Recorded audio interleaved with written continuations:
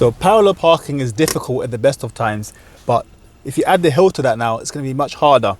And the mistake that lots of learners make is they don't get a biting point first before releasing the brakes.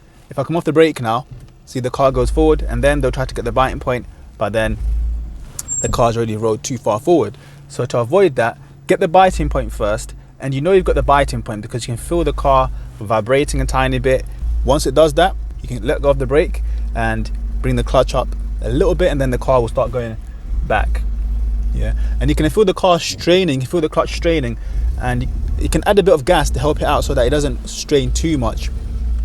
And then another mistake you might make is bringing the clutch up too high and then down again, and then too high and then down again. You see, the car's going to struggle this way. It's going to keep rocking back and forth. The best way to control this is not to move the clutch too much. So up and then down a little bit to control the speed, and then up again and then down a little bit. And if I get too close to the curb, I can just go forward. So going forward now, a mistake that lots of learners make is they bring the clutch up. Because we're on a steep hill, if I bring my clutch up now and then let go, it's going to go way too fast down the hill. So to avoid that, what I'll do instead is just keep my foot on the brake and my clutch down, and then when I want to go forward, I'll just ease off the brake a tiny bit, like this. Yeah, you see, it still goes forward because the hill is pulling us down.